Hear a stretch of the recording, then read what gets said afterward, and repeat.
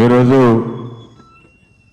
Andhra Jyothi ABN ఛానల్లో ఆంధ్రజ్యోతి పత్రికలో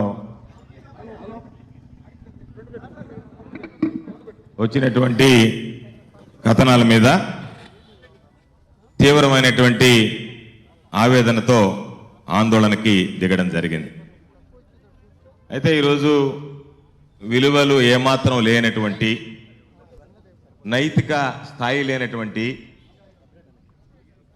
తనలాగే అందరూ వ్యవహరిస్తారనుకునేటువంటి రాధాకృష్ణ ఈరోజు నీచాతి నీచంగా వార్తలు రాయడం, మీడియాలో చూపించడం అనేటువంటిది దౌర్భాగ్యం అనేటువంటి విషయం.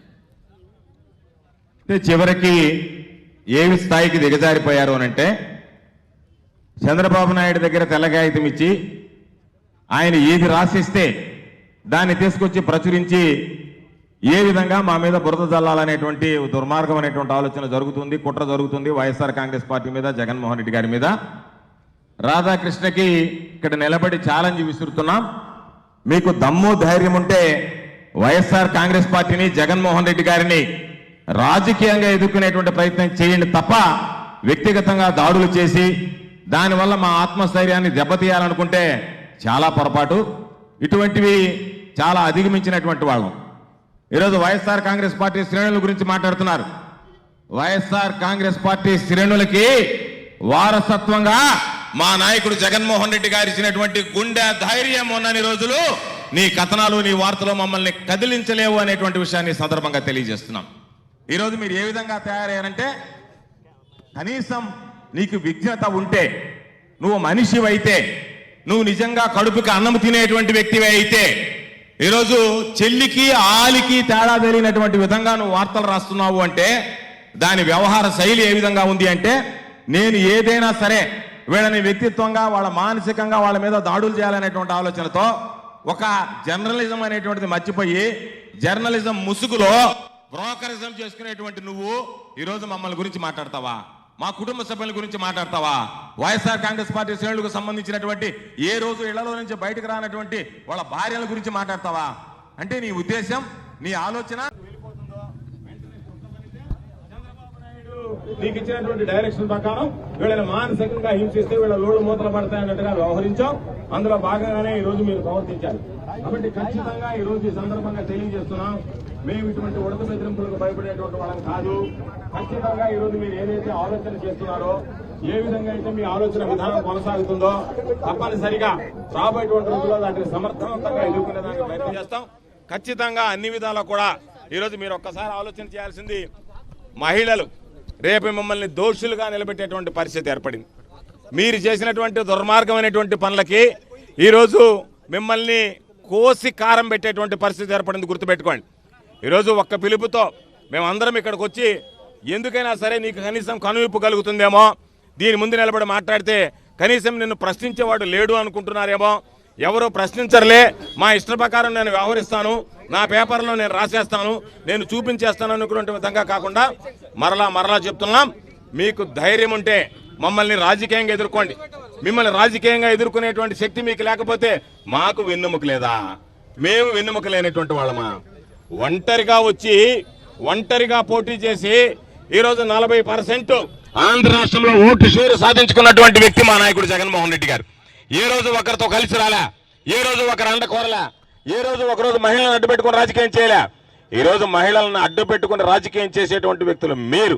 ఒక మహిళల మీద నింద వేసి ఏ విధంగా అయితే పార్టీని లాక్కున్నారో, ఏ విధంగా అయితే సైకిల్ గుర్తు లాక్కున్నారో, ఏ విధంగా అయితే చివరికి పాపం రామారావు గారి కష్టాతీతమైనటువంటి బ్యాంకు ఖాతాలో ఉన్నటువంటి డబ్బు లాగేసుకున్నారో, ఈరోజు మీరు మొసలి కన్నీరు గారుస్తూ ఆయనకి అంతలా విగ్రహాలు పెడతాం, ఇంతలా విగ్రహాలు పెడతామని చెప్పి మాట్లాడుతూ ఈరోజు రామారావు లేకపోతే మాకు మనుగడ లేదన్నట్టుగా అందరినీ కలుపుకొని అందరితో కలిసి వచ్చేటువంటి మీకు వెన్నెముక లేదా?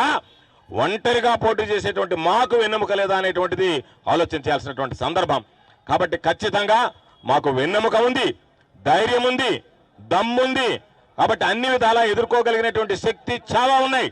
కాబట్టి ఒకటే విషయం చెప్తున్నాం, మీకు నీతి, నిజాయితీ, ధైర్యం, రోషం, పౌరుషం లాంటివి ఉంటే ఏదన్నా నేరుగా మమ్మల్ని వచ్చి ఎదుర్కోండి, నేరుగా వచ్చి మాతో మాట్లాడండి. అంతే తప్ప నాకు ఒక పత్రిక ఉంది అని చెప్పి మాట్లాడితే మేము రాబోయేటువంటి రోజుల్లో మాట్లాడేటువంటి మాటలకి రాధాకృష్ణ గుర్తుంచుకో, నువ్వు చెవుల్లో సీసం పోసుకోవాల్సి వస్తుంది.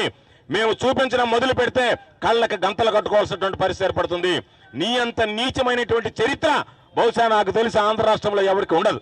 కాబట్టి అంత నీచమైనటువంటి చరిత్ర కలిగినటువంటి వాడు, ఈ నీచమైనటువంటి వ్యక్తిత్వం కలిగినటువంటి వాడు, ఈ నీచమైనటువంటి మనస్తత్వం కలిగినటువంటి వాడు నీలాగే అందరూ బ్రతుకుతారనుకోవడం నీ పొరపాటు అని చెప్పి ఈ సందర్భంగా తెలియజేస్తూ, తప్పనిసరిగా రాబోయేటువంటి రోజుల్లో కూడా వైఎస్ఆర్ కాంగ్రెస్ పార్టీ మా నాయకుడు జగన్మోహన్ రెడ్డి గారి నాయకత్వంలో మీరు ఎన్ని రాతలు రాసినా సరే మేము మరలా చెప్తున్నాం.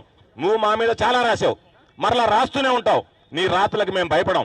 ఈ రోజు మేము ఎందుకు ఆందోళన చేస్తున్నామంటే, నువ్వు ఏ రోజు మా గురించి రాసినా మేము దాని గురించి స్పందించలే, మేము పట్టించుకోలే. నీది టాయిలెట్ పేపర్గా భావించాం తప్ప అది ఒక నీతి కలిగినటువంటి పేపరు, జర్నలిజం ఉన్నటువంటి పేపర్ అనేటువంటిది ఏ రోజు ఆలోచించలేవు. నువ్వు బ్రోకర్గానే చూసాం, బ్రోకరిజంగానే నీ పేపర్ నడిపావు నువ్వు.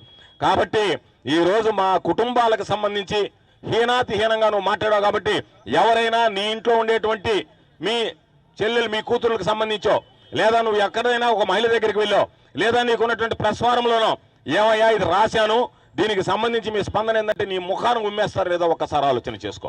కాబట్టి అటువంటి పరిస్థితుల్లో తప్పనిసరిగా ఈరోజు కుటుంబాల గురించి మాట్లాడావు కాబట్టి మేము ఆందోళనతో నీ దగ్గర వచ్చాం తప్ప వాస్తవానికి ఈ ఆంధ్రజ్యోతి నీడ కింద మాట్లాడడానికి కూడా సిగ్గుతో తలదించుకుంటున్నాం, మానసికంగా కుంగిపోతున్నాం ఆ పేరు చూసి మాట్లాడడానికి అని చెప్పి ఈ సందర్భంగా మనవి చేస్తూ, రాబోయేటువంటి రోజుల్లో ఇదే పందా నువ్వు కొనసాగిస్తే, మా దెబ్బ నువ్వు రుచి చూస్తే బహుశా నువ్వు ఈ తెలుగు రాష్ట్రాల నుంచే ఇతర రాష్ట్రాలకు పరిగెత్తేటువంటి రోజు వస్తుంది. ఖబర్దార్ రాధాకృష్ణ అని చెప్పి గుర్తు చేస్తూ ఈ కార్యక్రమంలో అవకాశం ఇచ్చినటువంటి పాల్గొన్నటువంటి అందరికీ పేరు పేరున నా హృదయపూర్వకమైనటువంటి ధన్యవాదాలు తెలియజేస్తూ సెలవు తీసుకుంటున్నాను.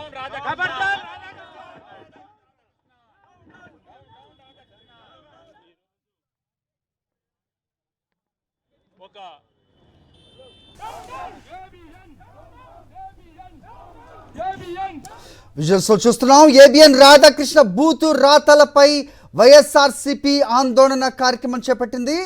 హైదరాబాద్లోని ఏబిఎన్ కార్యాలయం ముట్టడికి వైఎస్ఆర్సీపీ నాయకులు వెళ్తున్న దృశ్యాలు మనం బాక్స్లో చూస్తూ ఉన్నాం. ఏబిఎన్ రాధాకృష్ణ బూతు రాతలపై వైఎస్ఆర్సీపీ నేతలు ఆందోళన చేపట్టారు. హైదరాబాద్లోని ఏబిఎన్ కార్యాలయాన్ని ముట్టడించారు. వైఎస్ఆర్సీపీ మాజీ మంత్రులు, ఎమ్మెల్యేలు, నేతలు ఈ కార్యక్రమంలో పాల్గొన్న పరిస్థితి. ఏబిఎన్ రాధాకృష్ణ పిచ్చి రాతల జర్నలిజానికి మాయని మచ్చ అంటూ వైఎస్ఆర్సీపీ నేతలు మండిపడుతున్నారు. జర్నలిజాన్ని దిగజార్చేలా, విలువలను మంట కలిపేలా రాధాకృష్ణ రాతలు రోతగా ఉన్నాయంటూ మండిపడుతున్నారు వైఎస్ఆర్సీపీ నేతలు.